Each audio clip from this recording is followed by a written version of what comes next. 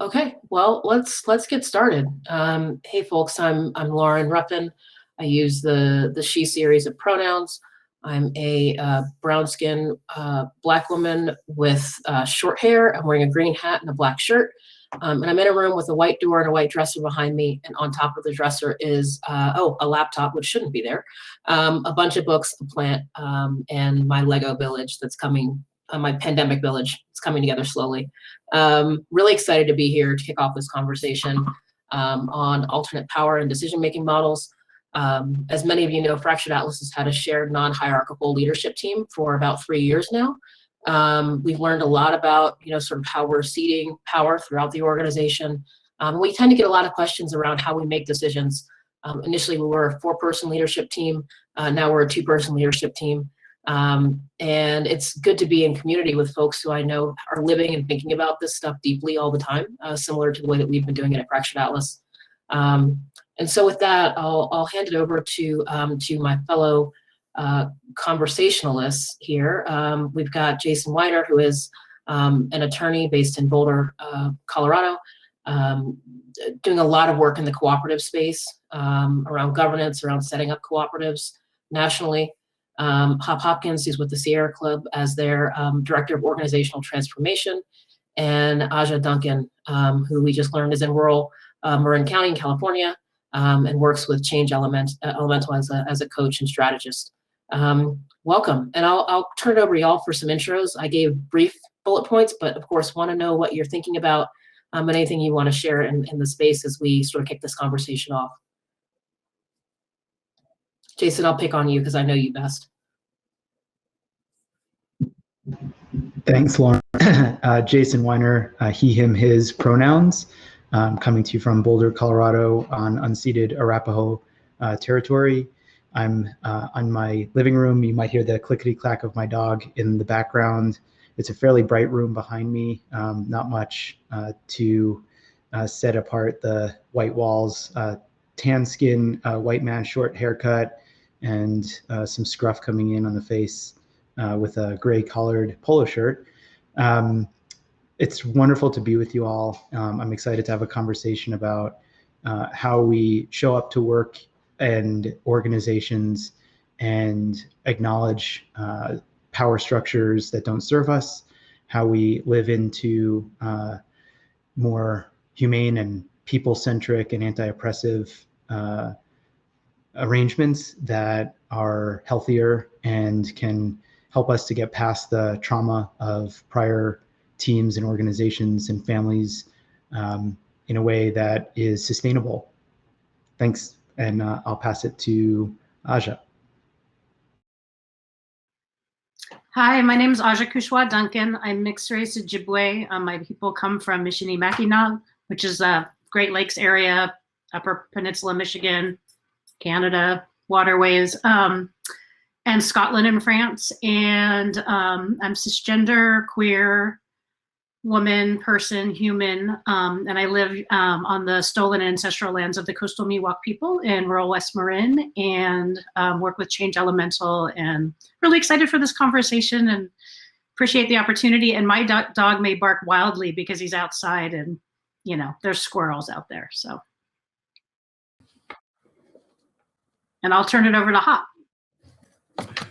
Yo, what's up, everybody? My name is HOPKINS. I'm the Director of Organizational Transformation. As Lauren said, my pronouns are he, him, his. I'm calling in from occupied and unceded Tongva Chumash territory in Southern California, just at the base of what is now known as the San Gabriel Foothills. I've been at the Sierra Club for 6 years in a number of different roles. I am a middle-aged Black man wearing a brown cowboy hat and a what's that, earth tone plaid shirt. I'm in a corner of my garage with some climbing gear and my printer to my left and to my right. And I am thinking about how do you take a 128-year-old organization that has an immense amount of power within the US social movement infrastructure and turn it into something that it has not been before, which is a more democratic, participatory place where transparency is the rule of the day, decisions are shared across not just in hierarchical relationships, but across expertise, and do this all at the time when the organization is making a shift to try to become a more just and equitable organization, racist founding, and move to an anti-racist analysis in the way it does and addresses its environmental and climate work. Check. Someone said I was muted. Is that true? Did they not hear me? You're fine on our end. Okay. Then if you're having a hard time with audio, feel free to refresh, Greg. Hop, that's a great way to kick us off because you just asked the central question, which is what we're all thinking about. But Aja, I do want to give you a chance to give an audio description if you, just for folks who might be listening on a podcast or just might need some help with that. Yeah, hi everyone. I'm not used to that, so I missed it right away. I am a middle-aged woman with brown hair, today in braids. Skin ranges from yellow to pink, depending on the day, and then my rest of my body's pretty brown. And I'm wearing a politician-worthy red shirt in front of some art. Some of it's mine, some of it isn't. And yeah, thank you. Amazing. So Hop, you really like cut right to the meat of what we're all trying to figure out. And I'm curious, you said, you know, how do you turn around this ship that's been around for 128 years? How do you transform the way power happens? How would you answer your own question? What are your, because everyone in this group is at sort of different stages, which is one of the things I love about this organizational transformation work. What are you thinking right now? Because Sierra Club's been really thinking about this and engaging with it for, will we say, about a year-ish? Well, we've been about, I think, when we've really been about the talk is about the last 7 to 10 years, and we've really started implementing structural change over the last 3 to 5 years. And just recently, within the last year, within the last year, we dissolved our previous executive team and went to a transitional interim executive steering committee, which I'm on, which is majority BIPOC, majority women. And it's not necessarily based on hierarchical position in the organization. So yeah, we've been thinking about it for a minute. I mean, some would say we've been on this journey for about 30 years slowly. And to your question, how does it happen? Well, it happens too fast, too slow, not real enough. You know, if anyone's familiar with the Bridges model, there are different people in different places in terms of the wheel of change and accepting. Some people are in the old space, some people in the neutral zone, some people are in the new beginnings.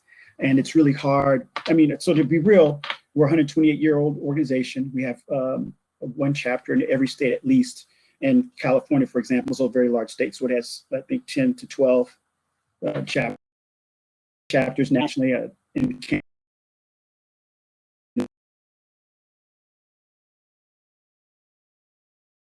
Commonwealth of Puerto Rico, we have chapters. So when I try to explain this to folks, you know, we have a universe of about 9,000 to 10,000 people on a day-to-day basis that we're involved in, like having communication with.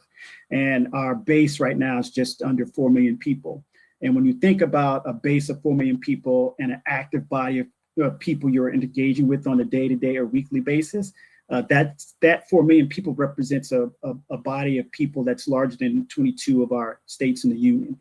So it's a pretty significant infrastructure that you're trying to navigate with a number of different forms of organization. We have groups, then the groups have, we have chapters, in the chapters we have groups, and then that are geographically based within the state. The place it's a large state with dispersed populations. And then we have networks that are national, that are composed of members from some of those states, some of those groups, to then work on things. And so it's a very multi-layered organizational infrastructure. And there are different people at different places inside the organization. Now, most people would say we definitely want to change. That's not the problem. It's the level of change and the type of change that begins to rub people raw, that starts to chaps people's hides. And for me, in this last year, I do think, Lauren, we've gotten much more clear on exactly what type of change we're doing. I think the question of why, a question for some people, why are we trying to become an anti-racist organization? Why is that essential to the way in which we solve climate change? And there's an article that I wrote called Racism is Killing the Planet, which I was asked to write by our deputy executive director, who's my boss, in the hopes of kind of articulating why it's necessary for the organization to take on an anti-racist intersectional analysis, because that was the disconnect that some of our folks were making. So if you ask me to make change across the, a board, to get them aligned, senior leadership, our senior leaders, our directors, it's a very complex, multi-layered structure, and depending on who you're asking, they would take being or not being. I just dropped a link to the article in the chat. I read that right after we first met a couple months back up, and it's a really great article that makes that connection people often have a hard time with, which is how racism, how oppression sort of floods through all of our work, and how what we're really trying to do inside of our organization is recognize that these people that we work with are also being impacted by oppression, and sort of beginning to tease out the levers that we can pull as leaders to make the way that we work a little bit more humane. I'm going to go to you now, Aja, because I know Change Elemental, I won't say was necessarily birthed, but has a long history of working in a non-traditional way as an organization with shared leadership and being non-hierarchical. So I would love to sort of get a sense of where y'all feel like you are on your journey, because this is a way that you've worked for quite some time. Yeah, thank you. We also rebranded, so it's a true statement to say Change Elemental's been working this way. But we were previously known as the Management Assistance Group and have been around for 45 years. And I wouldn't say that necessarily that's the way we always been working. The we changing over time, of course, the actors change. Yeah, we started with a co-director model, which, a little over 5 years ago, which now I know is sort of like almost commonplace. But at the time there was a lot of push, both from our governance team. And then a bunch of people were like, well, how do you do that after we did it? And it certainly enabled us to share power in different ways and, draw on different people's strengths, but it wasn't any way of fully grappling with, white supremacy and hierarchy and power and race in the organization. And it also didn't ease the, sort of endless burden of ED burnout, even if there was, it was 2 EDs burning out, basically. Which was what was great about it is, they hit a wall, and that really pushed us to reimagine what we could do in ways that enabled us to really live more deeply into leadership. Even giving space for like inner work and how our own, like the qualities of our own internal capacities manifest and how we show up and all of that kind of stuff. So we started a journey about, it was a year and a half ago, to like reimagine what it might look like. And we really wanted to draw on the strengths and powers of the, not power in that way, but like the strengths and abilities and capacities of folks in the team.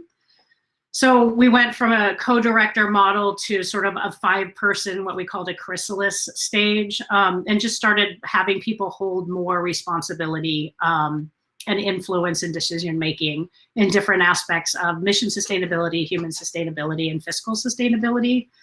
And then we moved into the next iteration, which we called the hub, and that became, I'm trying to remember, I was just in a meeting, I think it's a 6-person team with the co-directors trying to increasingly step out and see, like what we could sort of grapple with. And now we're on what will be the 3rd iteration of thinking about well, it's so interesting, Hop, to come after you, because we're such a teeny organization that our constraints are much more around like the governance team, which is wildly supportive, and we have an amazing governance team, but like just, the nonprofit industrial complex constraints and expectations, which you do hit against every time you push, you're going to hit another one. But we're really small, so we don't have like the amount of stakeholder potential constraints, and feedback and influence that I'm sure you're all grappling with. Of course, my computer's reminding me to eat. But now we're moving into another iteration, and we're just starting to imagine what it will look like. I'll say, some of our learnings, we range between 10 to 13 people, is if you've got almost half of your organization in a shared leadership model, and then we created structures for actually everyone in the organization to be in what we call different paths that are around functional aspects, because we're almost too small to have certain functions actually at all, is that it's a real big draw on the energy and attention of the organization. And so while we're learning tons of things and sharing them with, our partners and, and the field, we also are like in the dance of like, what's too much, so that, you know, we can't actually do the work that we're, you know, our vision and mission are actually about. So I think that that's probably always a tension. And I know other small organizations that have been doing a lot of experimentation around shared leadership are sort of hitting up against those things as well. Jason, you're up. Well, it's interesting. We've gone down this progression of scale, and Aj, I will say we're probably even smaller. We're a core team of 8 individuals, 7 are attorneys, 7 women, and 1 man, which is an interesting dynamic in a law firm. It's highly unusual, but we wrestle with. I personally wrestle with notions of power and leadership as a white cis male in an organization that purports to kind of practice in an unconventional way with unconventional types of clients, and to dismantle systems of white supremacy in as many kind of places as they show up in our work. And so what that looks like, we have, I think, a fairly robust stakeholder approach. We have, on any given year, over 150 individual clients. We've been around for 7 years, and we were one of the first public benefit corporation B Corp certified entities. We went through both the certification and the public benefit corp thing at a time when kind of brand stamping was really in vogue. And I always knew that was really just the starting line for what it meant to actually practice with authenticity and a dedication to anti-racism, anti-oppression.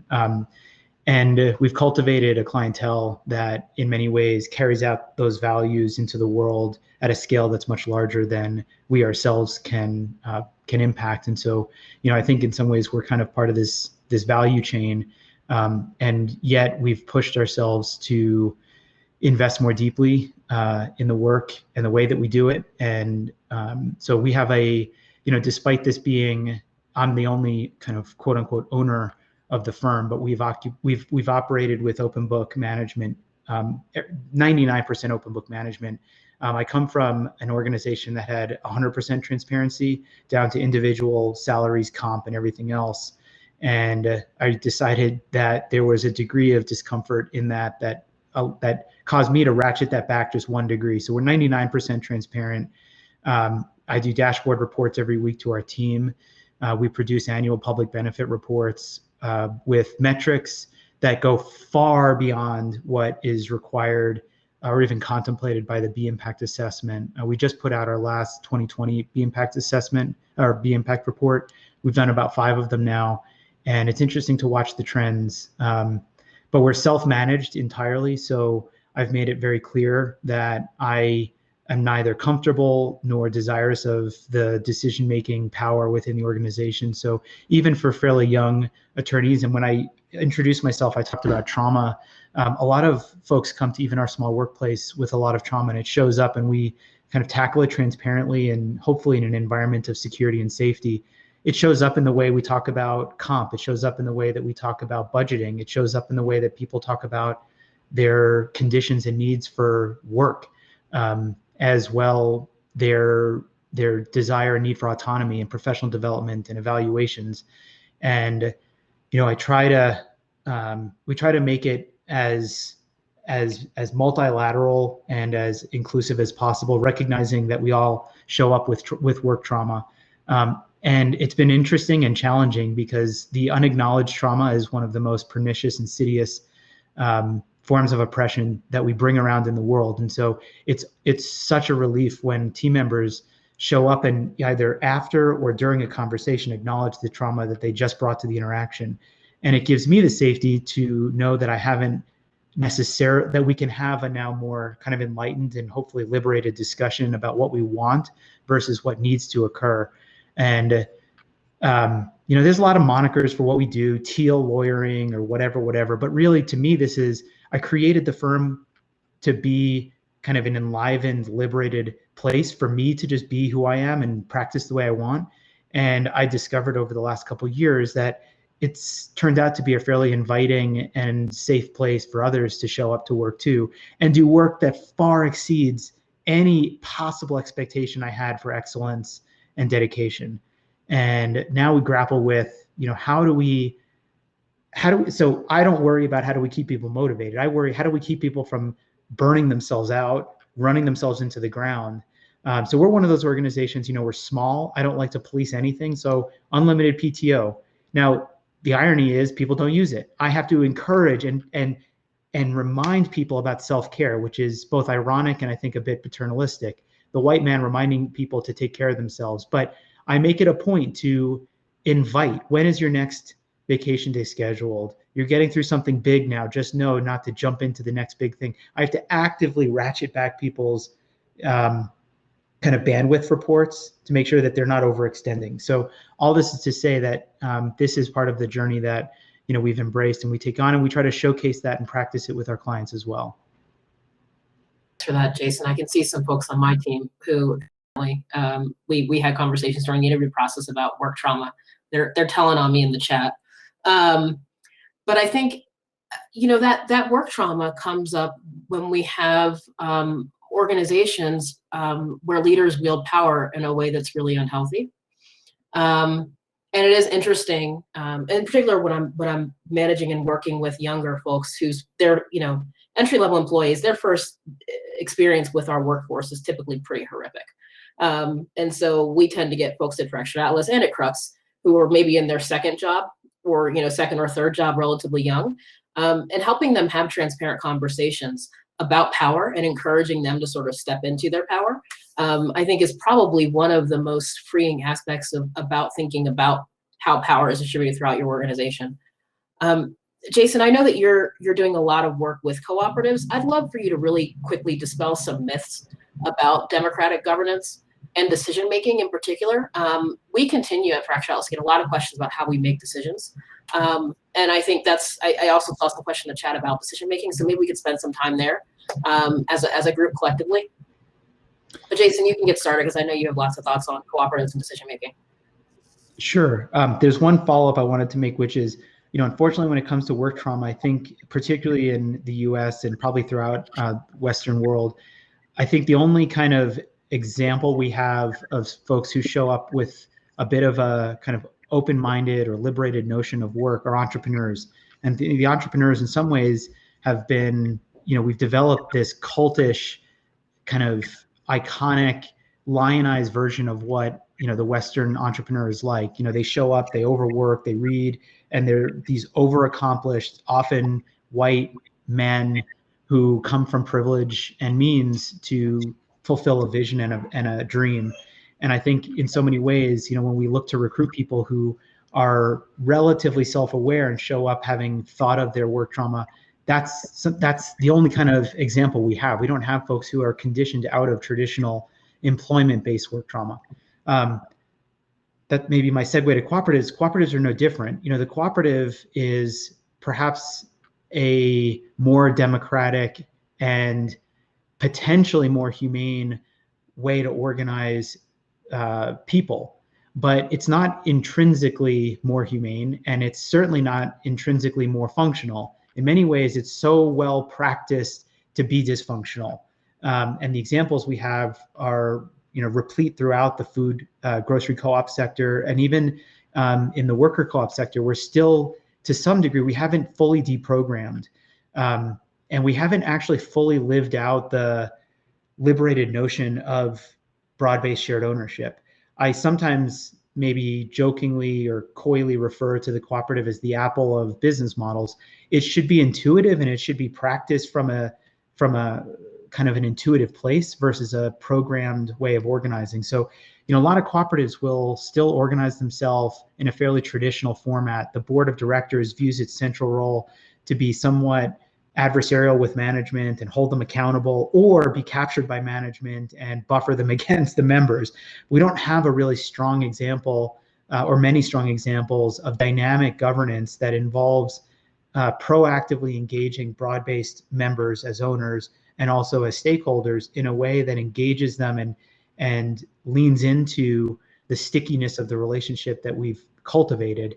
I think Crux and a few other examples are, leading the kind of the breakout of what the mold ought to be. But, we have to begin to pair some of the new thinking around self-management or kind of non-hierarchical team orientation with the business model of shared ownership, so that we can fully express what ownership really is. Because ownership in America really is about power, it's about wealth, and it's about liquidity. So it's about that big golden rainbow payday. It's really not about sustainability and durability and intergenerational planning. And that's what the cooperative model is built about. And I'll give one final anecdote. We had a mini training moment on our team. We got a client that's been a co-op for 75 years. And they originally in the 30s and 40s were issuing paper membership certificates. And one of the heirs to one of the members came forward to the co-op and said, this $50 share sure has got to be worth a lot of money today. I'm here ready to cash it in. What do you owe me? $5, $10, $25, $30,000?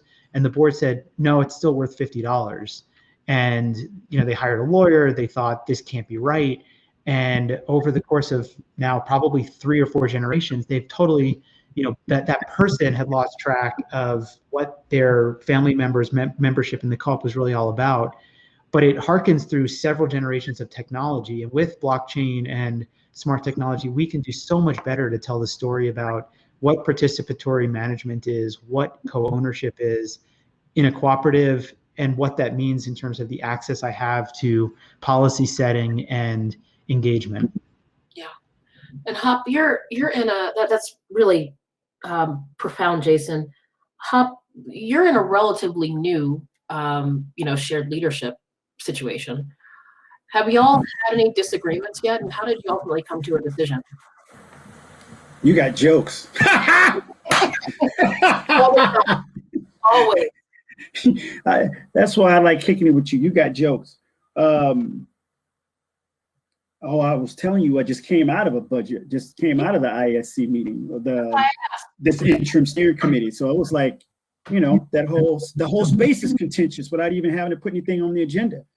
I mean, look, it's like I always think about that James Baldwin quote. Precisely at the point when you begin to develop a conscience, you find yourself at war with society, right? And it's that way. I mean, many of the things we're talking about, and Aja, I really want to appreciate you for naming it.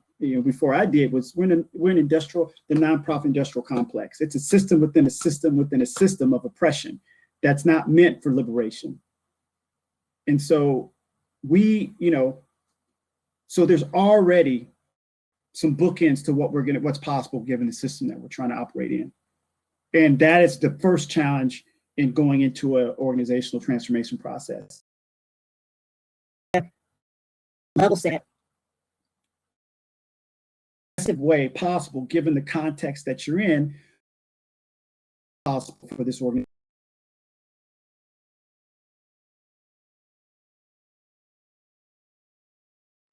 Oh, Hop, we're losing you a little bit. And for what we are going to be able to do at the pace of which this happened. So setting some bookends, I'm back now, right? Yep. I'm back now? Yeah. Okay, I'm back. So that's the first thing, is just really trying to get everybody to level set on the bookends around that is. Now that's really difficult, challenging when you're in a liberal, mainstream, most likely neoliberal. I mean, most of us who work in a nonprofit really are neoliberal spaces, right? We need to understand that the role that nonprofits play is in really protecting the money and wealth of the 1%ers who happen to be a little bit progressive or want to put their money in a system where they could shelter. I mean, that's just the reality. And so I'm not saying that change is the level of change we're going to be able to do. We should just ground ourselves in the foundations of what the ecosystem we're operating in. So that's one thing. So a 12 or 13 person executive team that was majority white, executive team that very power. They had no voting power. Our executive director would meet. None of the staff really knew who those people were, barely knew what they did, and they had no voting power, right? They could say, don't agree, and then the executive director could just do the decision they wanted to do and feel like they'd been transparent enough to say, well, I let people know I got feedback and then I made the decision. then to a 9-person body are BIPOC folks, 2 of which are white. The 2 white folks are the executive director, and then you have some of us who are senior directors and are on the executive team, just positionally, right, at that executive level. Some of us are not. So you get those, and you have a conflict already, right? There's not even the word that needs to be said. And so the idea is a transformational process. The first thing you want to do is finding the problem you're trying to solve for, right? Because you have other people thinking that we're going to be in some, hyper democratic process that's going to be, horizontal and flat. Now we're going to sociocracy, and then, so there's different visions and ideas about what you mean when you're in there, and you just got to kind of lay it out for people. And the first body, like us, from that team to this, I have to tell people, it's like, we're not the magic sauce. We're the cleanup crew. Let's just be real. We're going to, pardon my, ebonics, we're going to clean up all the stuff that this previous body wasn't able to do. It's like being an organizer. When you are an organizer, you go knock on your first door in the neighborhood. They ain't trying to hear what you got to say. They're going to tell you all the things that was promised that you didn't have nothing to do with probably, but you're going to get all the shit for it. So on your 4th or 5th visit to that, you should just be prepared. On your 4th or 5th visit to the house is the time you're going to be able to talk about what you want to talk about. Up until then, you're going to get an earful, probably get both ears gnawed off by all the stuff that went wrong and all the other people who showed up. And so I'm telling people, look, let's just be real. We're the cleanup crew. We're going to try to set stuff right in this period. There's a limited amount of time. We're here because we have probably an overabundance of political capital that we're going to expend a lot of in order to move from this very highly visibly dysfunctional place to something that's the hope and promise of something different. And so if you're doing this, you should be thinking about it as an iterative process. And you need to be thinking about it as a multi-tiered. You're going to need to go into many different, you should be ready to experiment and fail, which nonprofits and white supremacy culture are neither set up for to tolerate or want to do, which is change and experiment and fail. And then we do a pretty poor job of doing from the experiments that we are allowed to do. So I've just tried to tell people, we're not the magic sauce. We're the cleanup crew. We're going to do some things, but that we're not going to be the body that's going to bring and deliver the organizational transformation at the big level.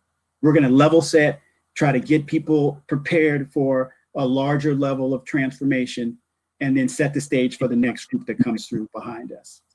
Yeah.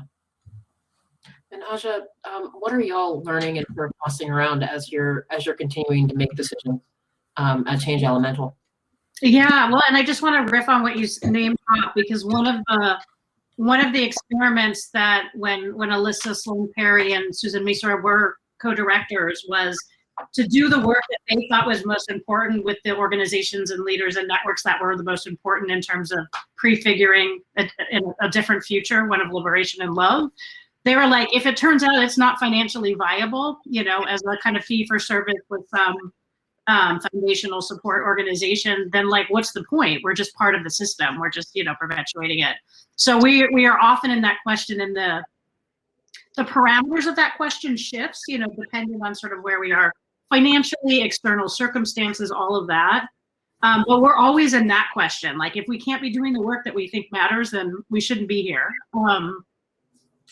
I think that, and I also didn't name, in the same way I failed to describe myself, there's a theme here that the organization was originally, or not originally, but when we had our co-director model, 2 queer women of color, 1 Black, 1 Southeast Asian, and now is 2/3 BIPOC, a 1/3 queer. So number of identities have been really critical, and we're also predominantly cisgender female. And we, one of the things that we focus the most on, and I think that this is sort of embedded in everything that's been named, is relationships, so building trust, getting really clear about what our values look like in practice.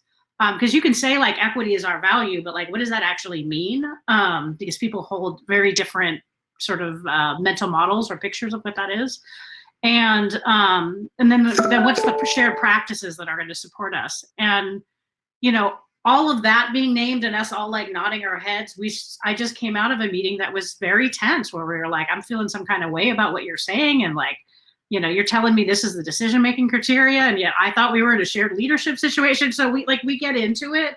And what enabled us to get into it, because I think a lot of us as facilitators and coaches tend to be more on the like support side, was actually just being in deep relationship and spending a heck of a lot of time with each other and talking about what does shared leadership mean, and what does equity mean, and what does it mean to, you know, like draw on ancestral wisdom, and like, you know, what does it mean to like be really clear about like all the SHIT I have about money because of my, you know, intergenerational stuff, my own like childhood stuff, you know. So we're often trying to unpack that stuff. So at least we can know like, this is mine and this is the organization's, which is an aggregate of all of ours. And, you know, just have like some space to talk about and grapple with that stuff. And I don't even know if I answered your question. You got to where we needed to be. So don't worry about it at all. I want to hop to a question we have in the chat here from Vijay. How can a traditional nonprofit organization adopt alternate power and decision-making models? Is this possible? I know that the Sustainable Economies Law Center has done a lot around democratic governance. Are there other resources that we can sort of point to folks who are in the chat? I think pretty much everyone in this room is here because they're thinking about this. Maybe we can get down to some nuts and bolts resources of things that have been helpful as y'all are creating these organizations or beginning to lean into this. That's one, the Sustainable Law Center. That's a good one. That's here in Southern California. So that's a great resource. I mean, I think, you know, I'm just going to say this. I'm going to do resources, but I feel like I come up against this all the time doing equity, justice, and inclusion work or intersectional work in spaces where that's not been the norm. And I'm not saying this is where the question is coming from, but it does remind me of this, is that there is no silver bullet, that people are looking for the 1 or 2 or 3 things that we can get, and it's not that easy. And I can give you a list of resources, but if the organization does not have the intestinal fortitude or is not oriented to be in this space, it doesn't matter what I give you. If you're not ready for it, you're not ready for it. And I would say most organizations aren't ready to go to a third party. I don't want to bust up any consultants, but we spend way too much money on outside work because we're not ready there. And I think the first thing I was saying is like, you got to define the problem you're trying to solve for. And first, when you try to define the problem you're trying to solve for, you're going to find out that you're not all trying to solve the same question, the same problem. And that's the big thing. And I would suggest that organizations get trying to clear on, what are we trying to pivot from to? What is it about our culture that we actually want to, that we've actually examined that is not healthy for us, that's preventing us from moving into this new direction? So there's a bunch of pre-work that actually has to happen before I think you even get to trying to get to a consultant or resources. You just need to be clear, because many of the concepts and things you're going to be introduced to, most folks have had, I mean, look, this society doesn't teach us how to be participatory, even in our own families. All the institutions that we've come through, by the time you get to be 20, 21, and you're going to get your first job, you are ill prepared to do anything that's participatory for the most of us. Some of us have been benefited from having, you know, been homeschooled or alternative different exposures to different spiritual practices, but the majority of people are not even, I mean, if you think about an athlete, it's not even our muscles that atrophied. You have to atrophy, you actually have to have the muscle present first. Most of us don't even have any, have burnt not 1 calorie towards what we're trying to do right now. So I would say before you even think about going to a resource, get clear on what your organization is trying to do and why you're trying to do it, right? And it's actually got to be, I mean, honest, I'm just going to tell you this. If it's not situated in actually dismantling systemic oppression from the start, that's, I mean, even if we could just get there, we could still have hierarchies and still be doing better work. I mean, goddamn, I mean, that's the problem, is us just not recognizing that we're all out in the world and we're trying to just band-aid and tweak around the edges of justice. And so I would say there's a bunch of pre-work that has to happen to do that. And just some of these questions that I'm identifying would be helpful. And then one is like having conversations like this. What are the leadership and cultural practices and pivots we want to shift from to? Get the idea of what's the difference between learning just some basic stuff. What's the difference between governance and management, right? getting a clear idea about power and how it operates within our organization, within the society, and how we actually want to relate to power in our new structure, right? How do we, and also this thing with what Jason brought up was trauma. How do we prove, how is this place not psychologically safety for those who don't identify with the mainstream? And how is it that our decision-making processes and models now enforce and increase that level of psychological lack of psychological safety? So there's some already things I think that we ought to do as an organization that take a back seat to resources first. Is just kind of getting and building a vocabulary and understanding about actually how our organizations are actually structured and function now, both consciously and unconsciously, to perpetuate systemic oppression within these nonprofit structures. And then once you've done that, I'll let Jason and Aja give you some. And I spent so much time, because you bring in a consultant and they're like, holy hell, what kind of mess did I get into? And they're just trying to level up people to like square one. Most of the people, yeah, exactly. So to the ground level. And they're happy to get paid, but they're not living in their best way to help you move forward. And so I would say there's some shit that you just got to figure out ahead of time before you call a consultant. And if a consultant doesn't ask some of these questions, they're not worth a damn. That's so true. I do want to, we've got 4 minutes left. There's one more question in the chat that I see, right, it came in earlier. I've been having many discussions recently with others from my team who feel as though decisions made by management, especially as it relates to performance assessment and promotions, are opaque. I'm interested in especially how our org can better approach decision making in general so that it feels transparent and fair to those affected. Jason, I know you talked about open book management and some transparency in your organization. How are y'all handling performance assessment promotions? Because I know you're doing more than just billable hours as a firm. Yeah, this just came up actually. So we have only had, we've only had kind of full-time associates on our team for about 3 years, 3 out of 7. So, and in many ways, as is usually the case, whenever you kind of plan for a major change in your organization, the things that you don't plan for are the things that come up. And so that really speaks, Hop, to your point about, don't bring in the consultant to kind of plan for a big change. You have to be prepared for the adaptation that's involved. So one, we try to bring a sense of mindfulness to all of these conversations and a sense of humility. We know, the one thing I know for sure, the one thing I'm really confident about is that neither I nor any individual on the team will have all the answers for the questions that come up. So I go in thinking, okay, I'm gonna tell you that I'm giving this my best shot, and I remain open and available and adaptive to the feedback that we need to adapt this tool. So first thing is we co-developed an assessment and evaluation matrix. And one thing that's kind of in my core is to know that whatever you measure is a reflection of what matters. It's the same thing with nonprofits. Whatever you budget for, that's what matters. If it's not in your budget, if it's not in your evaluation, it can't matter that much. And it's also not fair to kind of informally measure the thing that's not there. So our matrix has, a little bit on technical skill.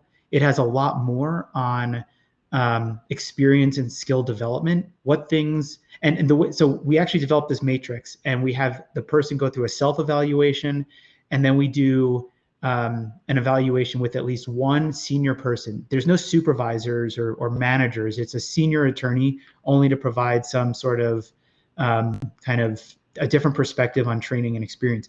But we rank each component based on how important is it to the organization, how interested is the person being evaluated in that skill or piece of development, and then what is their expected level of proficiency, and then how do they rate against that. It's silly to just rate performance without knowing what the baseline is. So, we say for a fairly junior attorney, maybe they're only expected to be 1 out of 5 in terms of their expected proficiency. And I can tell them, well, you're overperforming. You're at a 3 already. So we've actually, for 25 components of evaluation, and by the way, values alignment and adherence to our norms are in that matrix. How you live out these values, how you support leadership within the team, how you exercise leadership outwardly. And again, these are all components. And so we measure that, and we just did this with one of our associates. And on top of going through that exercise, our associates selected who would review her performance. So I asked her, I said, I'll do it, you'll do it. Who else would you like to review you? And we brought in somebody who she selected to provide that feedback. And it was a conversation starter. And what we looked for was misalignment in the tool. So where did you, and it turns out that, again, this reflected trauma. She vastly under assessed her performance in areas where I thought she was just crushing it, based not only on expected levels of proficiency, but objective levels of proficiency. So we were able to talk about that. We were able to talk about what that meant in terms of professional development, where to devote resources. And then on top of that, we have a very open kind of dialogue around compensation. So while individual comp is not public, I try to maintain a sense of uniformity in terms of the rationale and the approach. We've got folks all over the country, and so that makes it a little bit challenging. But everyone has access to all the numbers of the firm every week. Everyone knows what we're working with in terms of resources. And so I've been fortunate more than I think I've been, well, intentional unfortunate. I have preempted every associate for a salary adjustment before they've asked. I've said, you've been here a year, you haven't asked yet. I want to invite you to make a recommendation and a proposal. And I just prompted this associate for a review because I was like, I think, and it was provisional, we agreed, but I was like, I think we got it wrong. I think we're too far under. So let's do an evaluation and then let's readjust it. And that's just conscientiousness more than I think it's really anything else, but I'll stop there. Yeah. Well, that's a good hopeful note to end on. It's clear that this is like really meaty and we could have spent another hour on this, but I want to be respectful of everyone's time. Hop, Jason, Aja, thank you so much for showing up for us today. And I hope we can continue the conversation. We'll be back, I think, on the main stage at the hour mark, wherever you are. Hopefully I'll see the three of y'all in the chat. Thank you. So much, Lauren, for facilitating us. Nice to meet you, Jason. Great to see you, Hop. Appreciate y'all. Thank you all. Be well. Take care. All right. Take care.